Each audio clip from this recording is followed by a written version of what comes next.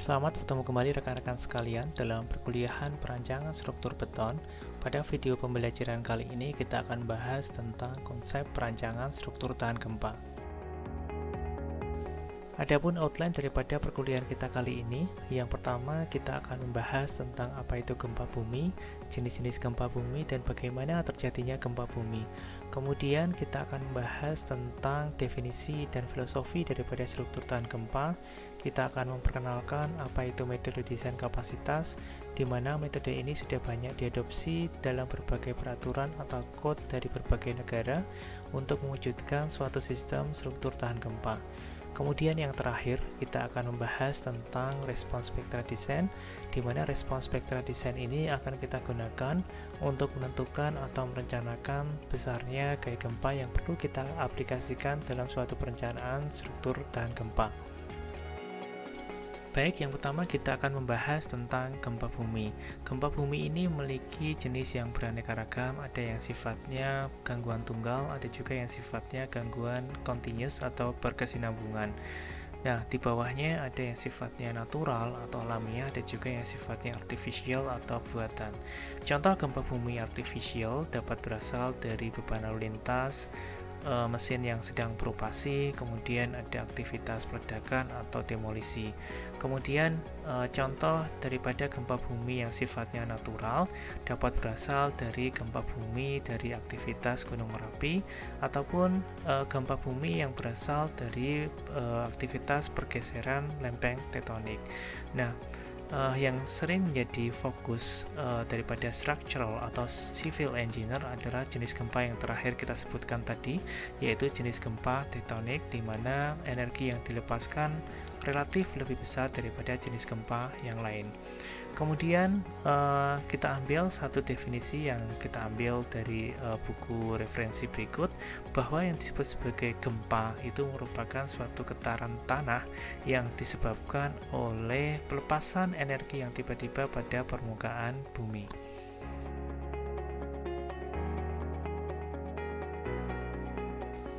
Bumi terdiri dari beberapa lapisan, di mana lapisan terdalamnya kita sebut sebagai inti bumi, dan lapisan terluarnya kita sebut sebagai kerak bumi. Di antara kedua lapisan tadi, kita sebut sebagai lapisan mantel, yang di dalamnya ada lapisan astenosfer, yang relatif lebih cair daripada lapisan di atasnya, yaitu lapisan kerak bumi. Nah, lapisan astenosfer dan lapisan kerak bumi merupakan dua lapisan penting yang akan kita gunakan nanti dalam menjelaskan teori pergerakan lempeng tektonik. Berikut merupakan ilustrasi mekanisme terjadinya pergeseran atau pergerakan lempeng tektonik. Jadi misalkan kita ambil analogi, kita misalkan memiliki suatu panci, kemudian kita isi dengan air, kemudian kita isi dengan dedaunan yang dapat mengapung di atas permukaan air, maka air tersebut merepresentasikan lapisan astenosfer, dan dedaunan yang mengapung di atas air tersebut merepresentasikan lapisan permukaan atau kerak bumi. Kemudian jika kita panaskan panci tadi, maka akan terjadi aliran konveksi dalam air. Jadi bagian air yang dekat dengan sumber panas maka dia akan lebih ringan, dia akan ke atas, dan kemudian bagian air yang dia dekat dengan permukaan dia akan cenderung lebih berat, dia akan ke bawah, sehingga akan terjadi perputaran atau siklus, dan perputaran tersebut akan menggerakkan dedaunan yang berada di atas permukaan air. Begitu juga dengan mekanisme terjadinya pergeseran atau pergerakan lempeng tektonik. Jadi lempeng tektonik tersebut akan digerakkan oleh aliran konveksi dalam lapisan astenosfer.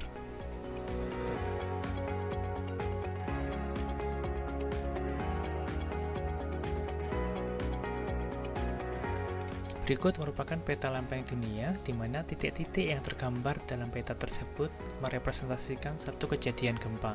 Kita lihat bahwa ternyata mayoritas gempa itu terjadi pada daerah perbatasan antar lempeng.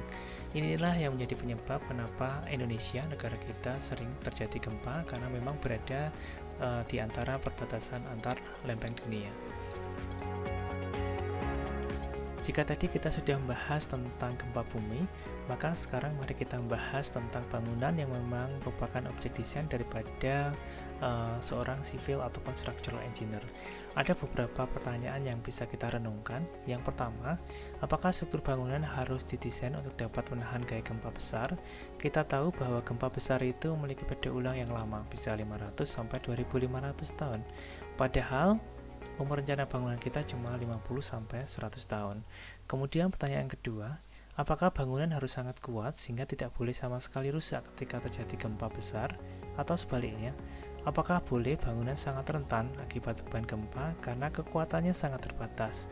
Nah, di sini ada dua kondisi ekstrim. Jadi kondisi bangunan sangat kuat dan bangunan sangat rentan. Kedua-duanya bukan pilihan yang bijak. Kenapa? Karena ketika kita membangun suatu bangunan yang sangat kuat, ya itu akan membutuhkan suatu biaya yang sangat mahal. Begitu juga jika kita membangun bangunan yang sangat rentan, maka biaya maintenance-nya itu juga akan mahal. Jadi ketika terjadi gempa kecil pun yang frekuensinya sering ya, maka bangunan yang sangat rentan akan selalu mengalami kerusakan. Jika kita akumulasi akan menghasilkan biaya yang sangat besar.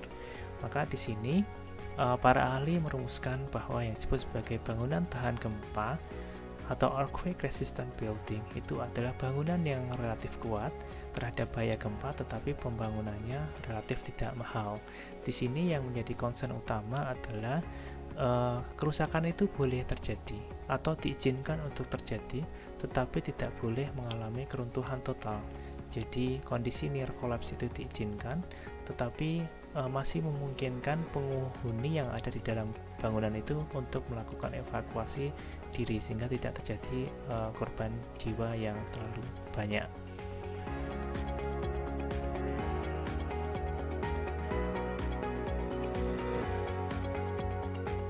Filosofi bangunan tahan gempa, yang pertama ketika terjadi gempa kecil atau minor earthquake di mana periode ulangnya itu relatif pendek dan sering terjadi walaupun energi yang dilepas relatif kecil, walaupun elemen non-strukturalnya itu mengalami kerusakan, misalkan plafon, kaca maupun jendela, tetapi elemen strukturalnya ya, balok, kolom maupun dinding geser itu tidak boleh mengalami kerusakan sama sekali. Kemudian ketika terjadi gempa menengah ya, atau moderate earthquake yang periode ulangnya itu juga menengah, energi yang dilepas juga menengah, dan frekuensi terjadinya juga relatif jarang. Nah, di sini elemen strukturalnya diperbolehkan untuk mengalami kerusakan, tetapi masih dalam level yang masih bisa diperbaiki. Ya, tentu saja untuk elemen non-strukturalnya akan mengalami kerusakan yang lebih parah daripada ketika terjadi gempa kecil.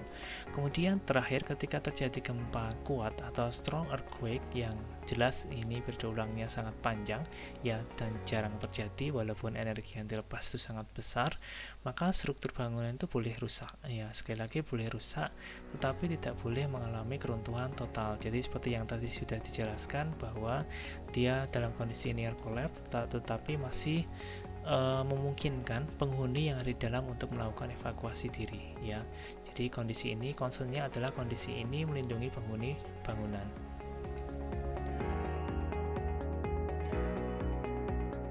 Kemudian bagaimana kita mengimplementasikan filosofi desain struktur tahan gempa yang tadi kita sudah jelaskan sebelumnya. Nah, salah satunya adalah kita menggunakan metode desain kapasitas, di mana metode ini pertama kali dikembangkan di negara New Zealand dan saat ini sudah banyak diadopsi dalam berbagai peraturan dari berbagai negara. Nah, di sini tujuannya adalah menghindari keruntuhan yang sifatnya ketas. Nah, oleh karena itu, maka harus dirancang suatu hierarki keruntuhan. Jadi misalkan diilustrasikan di sini, ada rantai ya, di mana setiap anak mata rantai itu menggambarkan satu modus kegagalan, ada shear, crushing, stability maupun flexure. Di antara keempat modus kegagalan ini, maka flexure ini yang paling baik ya, karena dia lebih ductile. Oleh karena itu, maka kuat lentur atau flexure ini harus didesain jauh lebih lemah daripada kekuatan yang lain, baik itu shear, crushing maupun stability. Seperti halnya analogi pada sekring dalam jaringan listrik di rumah ya. Jadi ketika terjadi konslet, maka yang rusak bukan jaringan listriknya, tetapi bagian yang lemah yaitu bagian sekringnya.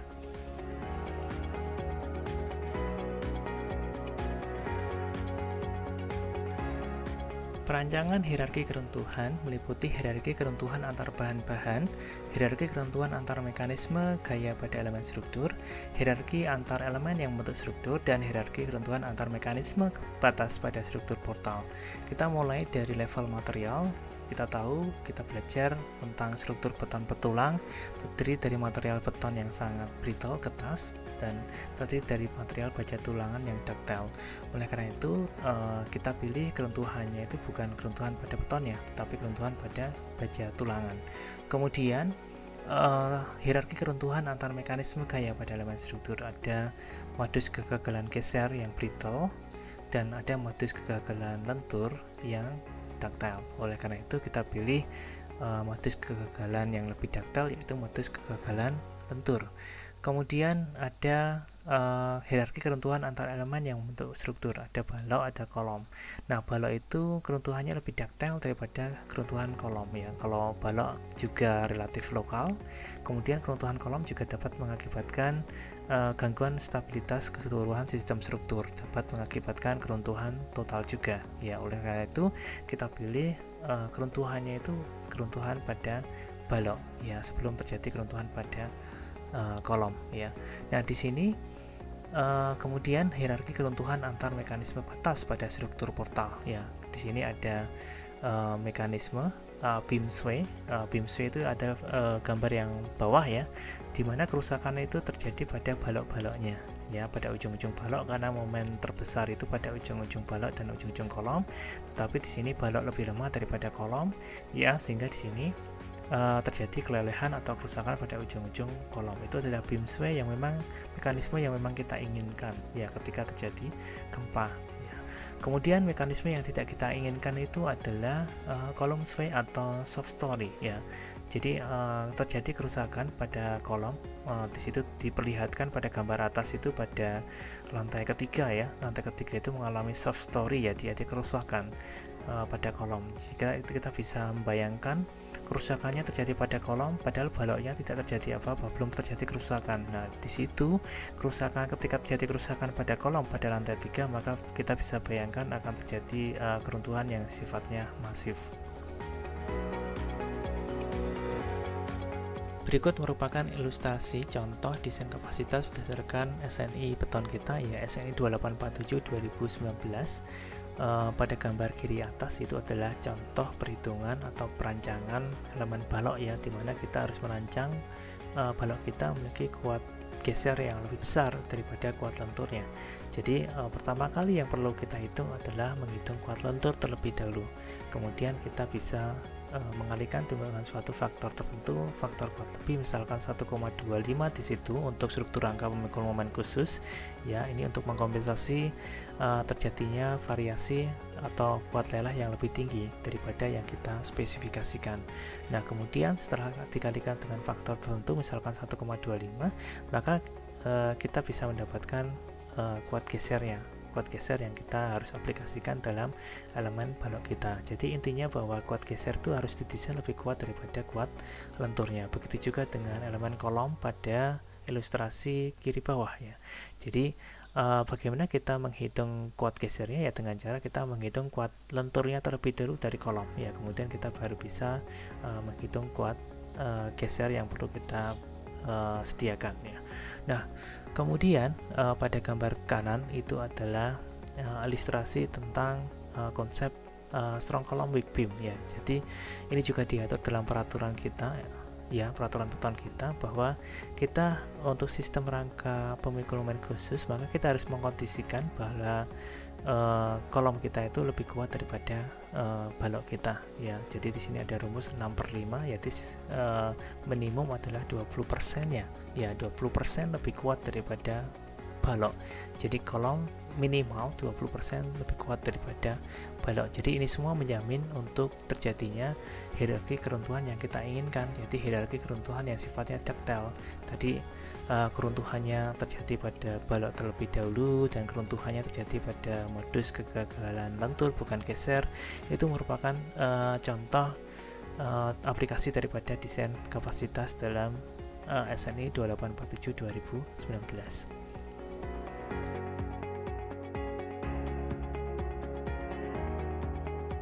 Baik, kemudian mari kita membahas terkait dengan respons spektra desain. Misalkan kita memiliki suatu sistem struktur sederhana, misalkan portal seperti pada gambar berikut ya, di mana lantai itu memiliki kekakuan tak hingga sehingga tidak ada lendutan ya, dan rotasi pada balok atau lantai tersebut, sehingga relatif derajat kebebasannya hanya pada translasi arah horizontal saja, ke kanan ataupun ke kiri. Nah, kemudian lantai atau balok tersebut ditumpu ya oleh kolom yang memiliki kekakuan K1 dan K2. Kemudian sistem struktur tersebut juga pasti memiliki nilai redaman atau C ya. Kemudian jika sistem struktur itu kita modelkan secara matematis dari kiri ke kanan ya, itu jadi spring itu menunjukkan kekakuan dari sistem struktur K ya. Itu merupakan penjumlahan dari kekakuan kolom 1, K1 dan K2. Jadi merupakan kekakuan kolom itu merupakan fungsi daripada modulus elastisitas, inersia penampang, dan tinggi daripada kolom tersebut. Nah, kemudian ada massa di situ. Kita modelkan secara matematis itu sebagai bandul ya. Kemudian ada dashboard di situ ya. Ada dashboard itu melambangkan atau mensimbolkan redaman struktur yang ada ya. Jadi setiap benda yang ada di dunia ini memiliki nilai redaman ya. Baik itu ada material kayu, ada beton maupun baja ya. Tentu saja nilai redaman kayu lebih besar daripada nilai redaman beton, material beton, dan nilai redaman material beton itu lebih besar daripada nilai redaman material baja. Nah, kemudian jika kita berikan suatu eksitasi pada bagian bawah pondasi ya, V itu, maka akan terjadi respons struktur berupa perpindahan atau U. Sebenarnya responnya itu tidak hanya berwujud perpindahan, tetapi juga kecepatan dan percepatan, di mana kita tahu bahwa kecepatan itu merupakan turunan pertama terhadap waktu daripada perpindahan, dan percepatan merupakan turunan kedua terhadap waktu daripada perpindahan. Ketiganya yaitu perpindahan, kecepatan, dan percepatan disebut sebagai respon struktur. Nah, setiap struktur itu pasti memiliki periode struktur. Kita bisa menghitung menggunakan rumusan berikut bahwa T atau periode struktur itu sama dengan 2pi akar M per K, di mana M itu adalah massa struktur dan K adalah kekakuan total struktur. Spektrum respon adalah suatu plot antara periode getar dan nilai maksimum respon pada sistem suatu derajat kebebasan tunggal ya, untuk rasio redaman dan beban gempa tertentu. Nah, di sini ada beberapa kata kunci. Yang pertama adalah periode getar yang berbanding lurus terhadap massa dan berbanding terbalik terhadap kekakuan. Sudah kita definisikan, kita jelaskan tadi ya. Kemudian ada nilai maksimum respon, sekali lagi nilai maksimumnya saja yang diambil, baik itu maksimum perpindahan, maksimum kecepatan maupun maksimum percepatan. Kemudian jika nilai rasio redaman dan beban gempanya berubah, tentu saja spektrum responnya juga akan berubah. Spektrum respon itu terdiri dari dua. Jadi yang pertama adalah spektrum respon elastik, yaitu adalah suatu spektrum yang didasarkan atas respon elastik struktur dengan derajat kebebasan tunggal. Kalau spektrum respon elastik atau desain spektrum respon adalah spektrum yang diturunkan berdasarkan spektrum respon elastik dengan tingkat duktilitas elemen tertentu. Ya, kita lihat di sini bahwa perbedaan antara elastik dan elastik itu ada pada gambar sebelah kanan. Ya, di situ kita lihat suatu sistem derajat kebebasan tunggal bandul ya. Jadi digoyang kanan dan ke kanan ke kiri, maka momen terbesarnya berada di ujung bawah kolom. Maka ujung bawah kolom itu akan mengalami kerusakan terlebih dahulu. Jadi kalau belum mengalami kerusakan, masih dalam kondisi elastik, maka respons spektrum yang diturunkan adalah respons spektrum elastik ya. Begitu juga dengan sebaliknya, jika sudah mengalami kerusakan, ya sudah mengalami peralihan, maka respons spektrum yang diturunkan adalah respons spektrum inelastik atau desain. Nah, tadi terkait dengan respon itu ada 3. Jadi ada respon perpindahan, kecepatan, dan percepatan. Tetapi yang paling sering digunakan, respon spektrum yang paling sering digunakan adalah respon spektrum percepatan. Hal ini bersesuaian dengan hukum Newton 2 ya. Jadi F sama dengan M kali A. Jadi gaya itu sama dengan massa dikalikan percepatan. Begitu juga dengan gaya gempa. Gaya gempa itu sama dengan massa struktur dikalikan dengan percepatan ground atau percepatan tanah atau percepatan gempanya. Berikut merupakan ilustrasi proses pembuatan respons spektrum. Jadi misalkan kita memiliki 3 jenis struktur ya, yang memiliki periode getar yang berbeda. Ada struktur A memiliki periode getar 0,5 detik, ada periode B yang memiliki periode getar 1 detik, dan sistem struktur C yang memiliki periode getar 2 detik ya. Jadi 3 sistem struktur ini akan dikenai suatu riwayat gempa yang sama ya, yang berada pada gambar teratas, yaitu adalah riwayat gempa, itu percepatan tanah terhadap waktu ya, kemudian diaplikasikan pada sistem struktur yang berbeda yang memiliki periode struktur yang berbeda tetapi nilai redamannya sama. Nah, kita lihat bahwa ternyata responnya berbeda ya. Di sini ada responnya perpindahan ya. Respon perpindahannya berbeda. Untuk sistem struktur dengan periodenya kecil, tentu saja karena periodenya kecil pasti sangat kaku ya. Jadi bisa jadi kolom-kolomnya sangat besar ya, misalkan masanya sama begitu. Nah, di sini kita lihat displacement-nya juga kecil begitu berbeda dengan struktur dengan periode yang lebih besar, misalkan periode 1 detik dan periode 2 detik, itu akan memiliki respon struktur yang lebih besar pula, jadi perpindahannya akan lebih besar. Nah, tadi terkait dengan respon spektrum, bagaimana sih kita mengupload atau membuat suatu respon spektrum? Di sini memberikan suatu penjelasan yang sangat baik ya dan detail, di mana pada masing-masing respon tadi ada respon perpindahan untuk struktur A, B, dan C dengan periode getar yang berbeda-beda. Itu kita hanya ambil nilai maksimumnya saja ya. Kita ambil nilai maksimumnya saja. Misalkan di sini struktur A misalkan kita memiliki nilai 2,67 inch ya untuk perpindahan maksimumnya. Nah, kita plotkan pada grafik kanan ya untuk periode 0,5 detik, maka di situ kita plotkan perpindahannya adalah 2,47. Nah, kemudian 2,67. Nah, kemudian untuk struktur yang kedua dengan periode 1 detik, maka memiliki perpindahan maksimum sebesar 5,97 ya. Kita plotkan pada periode 1 detik, maka perpindahannya adalah 5,97. Kemudian periode yang 2 detik itu memiliki nilai perpindahan maksimumnya sebesar 7,47. Kita plotkan untuk 2 detik ya 7,47. Begitu seterusnya ya. Semakin banyak periode struktur yang dipakai untuk mensimulasikan atau membuat plotting respon spektrum ini, maka respon spektrumnya akan semakin halus. Nah, detail daripada proses pembuatan respon spektra ini akan diajarkan atau dijelaskan lebih lanjut di mata kuliah rekayasa gempa.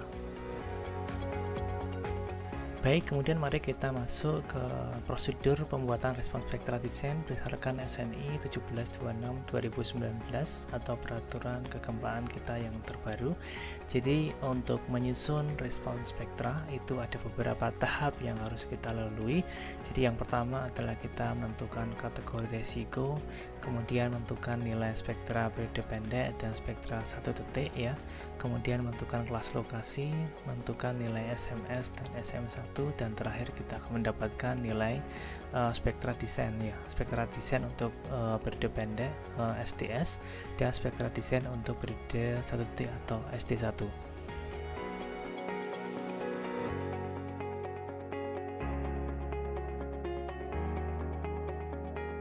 Langkah yang pertama adalah menentukan kategori resiko. Jadi SNI 1726/2019 menetapkan 4 level kategori risiko. Jadi level yang terendah itu untuk gedung atau bangunan yang kurang penting, dan kategori risiko yang terakhir atau 4 itu untuk bangunan yang paling penting. Jadi untuk kategori risiko 1 contohnya adalah fasilitas pertanian, perkebunan, fasilitas sementara, gudang penyimpanan, rumah jaga, dan sebagainya. Jadi ukuran penting atau tidak penting itu sebenarnya dikaitkan terhadap jiwa atau risiko jiwa manusia ketika terjadi kegagalan struktur, kegagalan struktur bangunan akibat gempa yang terjadi. Ya, nah di sini kita lihat bahwa rumah jaga, gudang penyimpanan, fasilitas sementara, dan fasilitas pertanian itu jika terjadi kegagalan struktur akibat gaya gempa, maka kita lihat bahwa risiko jiwa manusia tidak terlalu besar. Oleh karena itu untuk bangunan-bangunan sederhana seperti ini dikategorikan dalam kategori risiko yang pertama. Nah, kemudian untuk bangunan-bangunan yang umum, misalkan perumahan, rumah toko, kemudian pasar, gedung perkantoran, gedung apartemen, pusat perbelanjaan, bangunan industri maupun fasilitas manufaktur serta pabrik, itu dikategorikan dalam kategori risiko yang kedua. Kemudian kategori risiko yang ketiga itu adalah untuk gedung-gedung yang memang memiliki potensi menampung banyak jiwa manusia, ya misalkan ada bioskop, gedung pertemuan, stadion, fasilitas kesehatan, kemudian fasilitas penitipan anak, penjara, bangunan untuk orang jompo, dan sebagainya. Nah, itu merupakan kategori risiko yang ketiga. Nah, kemudian untuk kategori risiko yang terakhir atau yang paling penting di sini ada beberapa bangunan yang misalkan rumah sakit, ya ada rumah ibadah, ada gedung sekolah, bangunan monumental, dan sebagainya. Itu merupakan bangunan dengan kategori risiko yang keempat. Kemudian ketika Anda bertanya bahwa kategori risiko itu dibedakan dari 1 sampai 4, terus kemudian implikasinya ke gaya gempa seperti apa? Nah, begitu. Nah, di sini diberikan dalam SNI 1726/2019. Jadi untuk kategori risiko tertentu maka ada faktor keutamaan gempa tertentu pula, ya. Jadi untuk kategori risiko 1 dan 2 maka faktor keutamaan gempanya adalah 1,0, itu adalah nilai defaultnya. Kemudian untuk kategori risiko 3 itu ada faktor keutamaan 1,25.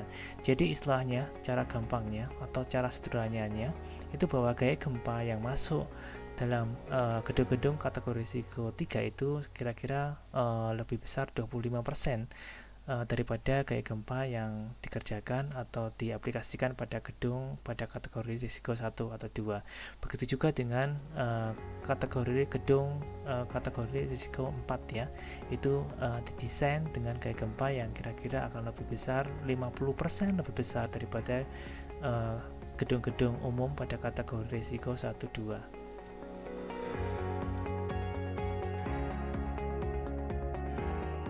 Langkah yang kedua adalah menentukan nilai spektra periode pendek atau SS, spektra periode 1 detik atau S1, dan periode panjang atau TL.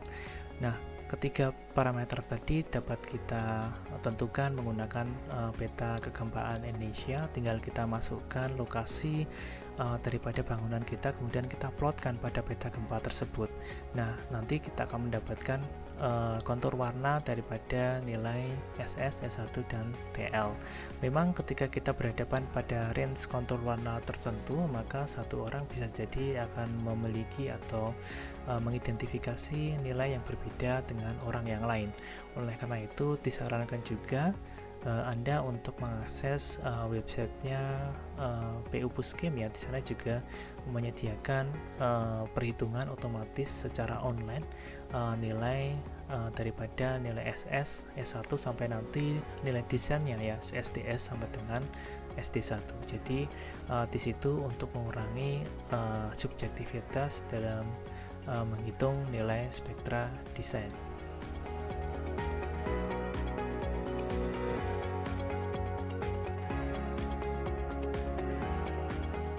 Langkah yang ketiga adalah menentukan kelas situs, di mana kelas situs ini ditentukan berdasarkan investigasi geoteknik terhadap parameter seperti kecepatan rambat gelombang gaya gempa, kemudian nilai NSPT, dan kuat geser alir. Ada beberapa kelas situs yang ditentukan dikategorikan dalam SNI 1726/2019 seperti SA itu ada batuan keras ya, SB itu batuan, SC itu tanah keras sangat padat dan batuan lunak, SD tanah sedang, SE tanah lunak, dan terakhir SF itu adalah tanah khusus ya. Karena disebut sebagai tanah khusus maka identifikasinya juga ada persyaratan khusus. Selain itu SE pun juga memiliki kriteria khusus dalam penentuannya.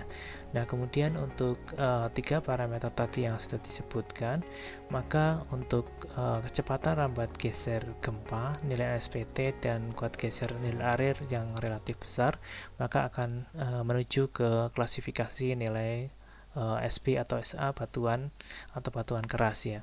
Nah, kemudian untuk nilai kecepatan geser yang relatif lambat dan nilai NSPT dan kuat geser nilai arir yang relatif kecil, maka itu akan cenderung mengarah pada tanah sedang ataupun tanah lunak. Kemudian langkah yang keempat adalah menentukan nilai SMS dan SM1, yaitu dengan mengalihkan nilai SS dan S1 dengan faktor modifikasi FA dan FV. Nah, faktor modifikasi FA dan FV ini didapat dari tabel SNI 1726/2019, di mana nilai FA dan FV ini tidak selalu ada dalam tabel tersebut, sehingga untuk nilai tertentu dengan nilai SS dan S1 tertentu, maka dilakukan cara interpolasi. Langkah yang terakhir adalah menentukan nilai spektra desainnya, yaitu nilai spektra desain SDS itu tentukan sebesar 2/3 dari nilai SMS, kemudian nilai SD1 tentukan sebesar 2/3 dari nilai SM1. Nah, kemudian setelah didapatkan nilai SDS dan SD1, maka kita melakukan plotting respon spektra. Ya, jadi kita tentukan beberapa titik pentingnya. Ya, jadi pada arah vertikalnya itu adalah respon spektra percepatan dengan satuan G ya. 9,81 meter per second kuadrat. Kemudian pada sumbu horizontalnya itu adalah periode struktur.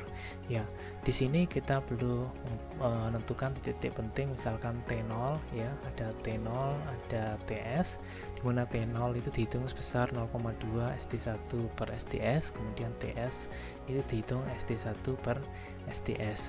Jadi daerah antara periode 0 sampai dengan T0 itu memiliki respon spektrum percepatan yang menggunakan fungsi seperti pada garis miring pada gambar berikut ya. Jadi SA sama dengan SDS dalam kurung 0,4 plus 0,6 T per T0. Jadi ketika T sama dengan 0 detik, jadi ketika pada periode 0 detik itu ya nilai SA-nya itu sama dengan 0,4 SDS ya, karena T-nya kan 0.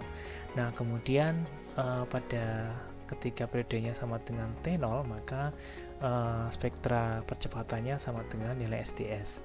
Nah, nilai SDS itu bernilai konstan dari T0 sama dengan TS ya. Kemudian menurun sampai dengan TL dengan fungsi SA sama dengan SD1 per T, kemudian dilanjutkan dengan periode panjangnya ya, jadi SA sama dengan SD1 kali TL dibagi dengan T kuadrat.